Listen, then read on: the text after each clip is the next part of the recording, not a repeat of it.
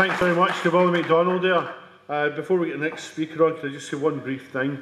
One of the things that I'm overjoyed about this campaign is there's two words have come back into everyday use in politics in Scotland now: poverty and inequality.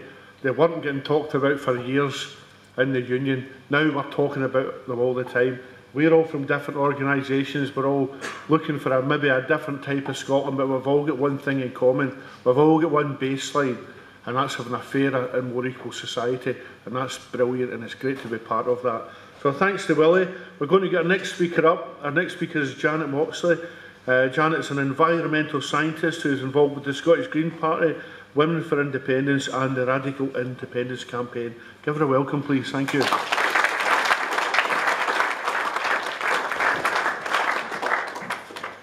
Hi. It seems a long time in a way since this campaign started. It was way back 18 months ago, first time I'd really stood on a platform with Robin here, and then a few weeks later I did the first sort of gig for Rick D&G, and Kat was at it at DG1. What a campaign it's been and what a way it's come. And there's been so much misconception, particularly in England, and I think they're only just waking up to it, about what this campaign is. It's not about the SNP, it's not about Alex Salmond. It's bigger than that. It's about what's best for Scotland. It's got people from a whole range of parties and none involved in it, and it's given people back their voices and got them empowered to speak, to do things, go out and leaflet, canvas. People have learnt so much about what they can do, how they can do it, and so much about themselves, and that is such a powerful thing. And now they're waking up down south, and they're starting to say, what do they want up there? Well, they want some devolved power. They want a bit more power. They're saying it's about power. They're saying they want some power. What can we give them? We'll give them 15p income tax. It's just not enough, and it's too late. So we need to look at what we need to do to reorganise Scotland, to sort out the problems and issues that Scotland has in a way that suits Scotland. We need a vibrant democracy. At the moment, Scotland has one of the worst, or the UK has one of the worst democracies in the world in terms of people being able to be involved and be represented. At Westminster, we have one MP for every 70,000 people. Now, if your MP is one that you disagree with, as many people in this area might find, getting your views heard through that MP is more or less impossible. At Holyrood, it's slightly better. We've got one MSP for every 41,000 people, and with the single transferable vote system and the sort of list MSP system, you've got a little bit more choice as to who you take your concerns and whinges to. At a council level, we have one councillor for about every 3,000 people. In an area like Dumfries and Galloway, council wards can be huge. People might not see their councillors for months and years at a time. In France, they have one councillor for every 118 people. So you know who that person is. It's easy to see them. It's easy for that councillor to be able to deal with your concerns. We need to change our system, and the first part of this is having power over our own political system. So starting off with bringing power back to Holyrood, yes, but then bringing it from Holyrood back to local councils, and then down from councils to local communities, so that people can actually have a say in what they're doing. I think one of the reasons people feel so disengaged with democracy at the moment is at the top end there are these huge wards and constituencies where you can't get hold of your representative and you can't make your voice heard. At the bottom end there are community councils. Sometimes they're doing the best they can, but they have no powers, they have no teeth, they can't really change anything. They can call in their local councillor and moan to them about litter and dog poo, but they can't do things about the things that really matter to local people, the decisions that are being made in their communities about what's done where and how, and we need to change that. We need to look at the causes of inequality in Scotland. We have people who are enormously rich. We have the Duke of Buccleuch, the biggest landowner in Europe, and then we have people living in absolute grinding poverty and getting worse. It's just not acceptable. We have poor health. We have the Glasgow effect, where people in parts of Glasgow are dying in their late 40s. Life expectancy is late 40s. It's worse than Romania, Albania, and some of the developing world countries. And we need to look at what that is. Some of that is actually a disease of lack of hope. It's not just physical illness. Some of it's a legacy of industrial our industrial past. Some of it is just people having absolutely no hope, which drives them to drugs and alcohol, and that affects life expectancy. We need to look at our housing stock. Why have we not got decent, affordable rented accommodation for everybody that needs it? Why have we sold off all of our public housing stock, or almost all of it? And we need to look at what goes on in the rented sector. Why are rents so high, and what can be done to improve things for people there? Fuel poverty is an increasing issue, and we need to be able to look at how we can legislate to give better energy efficiency, not just for people who are middle class who can benefit from having a solar panel on their roof, but for people who are in rented accommodation where the landlord sees no benefit to them in insulating a house or putting on renewables for them, so that things are easier to pay their fuel bills, not just their fuel, having a cut in their fuel bill, a subsidy for their fuel bill for 1 year, but this will be year-on-year savings. And we need to look at be able to protect our education system. Scottish Government have done a great job at keeping education free for everybody right the way through to the end of university, but we need to make sure that we can protect that, as we need to be able to protect the NHS. We get told, oh well, the health service and education, they're devolved, you can control it. You can't control it if you can't control the funding going into it. So we need to look at the taxation system. We need to look at not just income tax, the 15p, whatever it is, or more, possibly, depending on whose version of it you believe. Varying income tax doesn't really give us proper control of the tax system. Income tax is a really difficult tax for politicians to put up. It's unpopular. Anyone that says, I'm going to go in and say, we want to put up income tax, it's going to be difficult.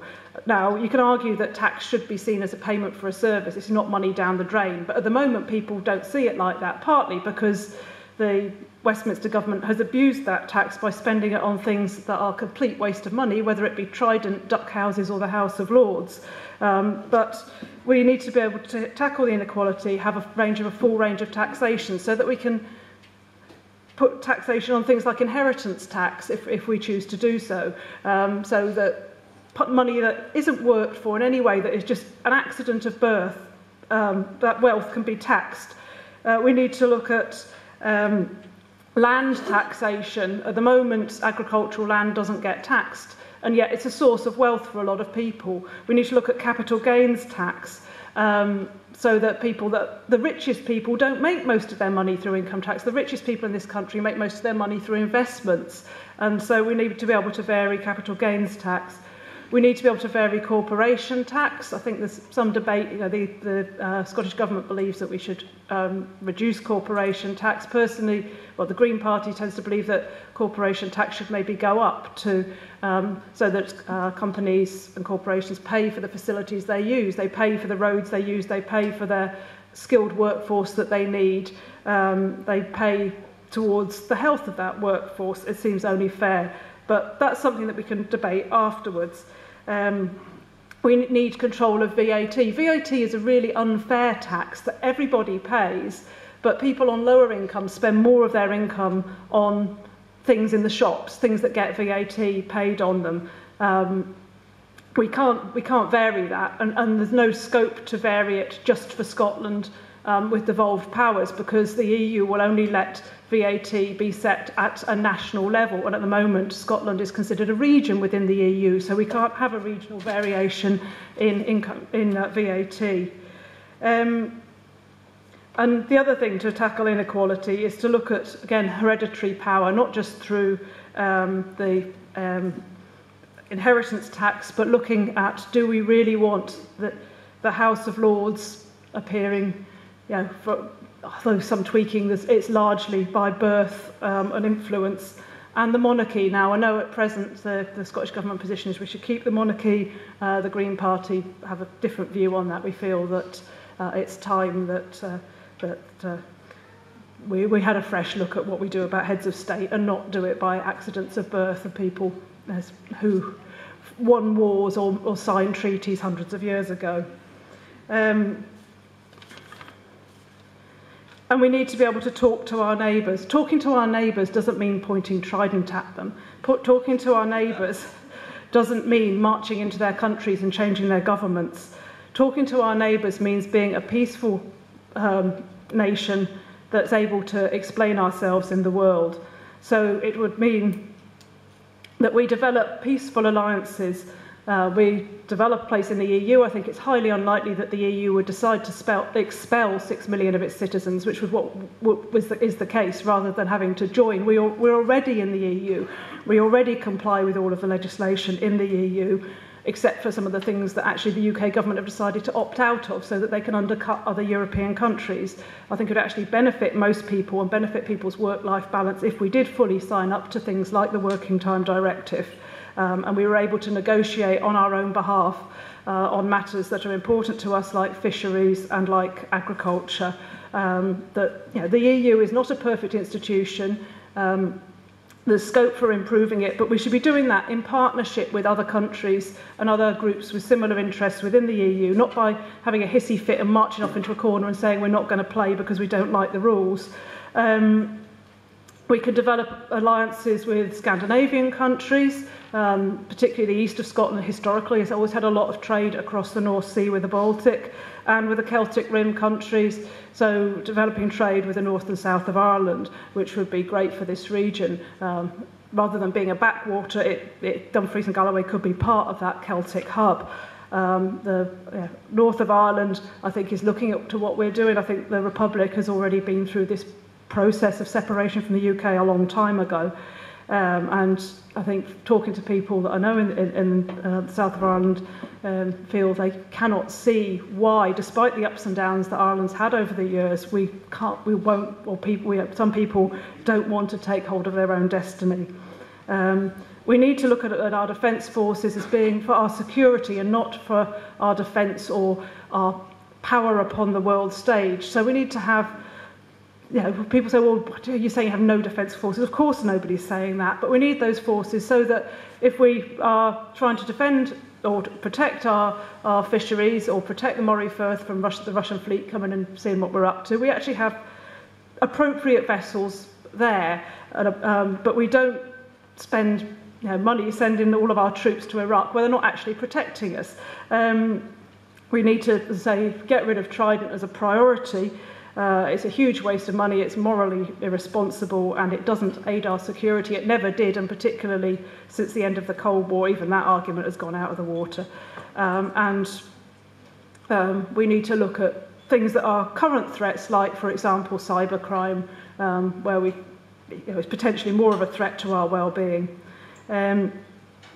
So what do we need to do? We need to look at, for our security, scrapping Trident, deciding whether or not we want to be in NATO, which has generally been quite an aggressive alliance. We've got drawn into wars because of that. Potentially NATO, going for NATO membership would be pushing us to have Trident whether we wanted it or not, or to have nuclear weapons elsewhere, which is just passing the buck. We need to press the EU for reforms, but remain a member and become a secure Scotland. So we've got a real opportunity. It's not every day you get up and think, today history is going to be made, but a week on Thursday, that's exactly what's going to happen to everybody in Scotland. We are going to have a day when we know that history is going to be made, one way or another. So for a democratic, equal, neighbourly Scotland that believes in justice, I think we should take that opportunity and vote yes.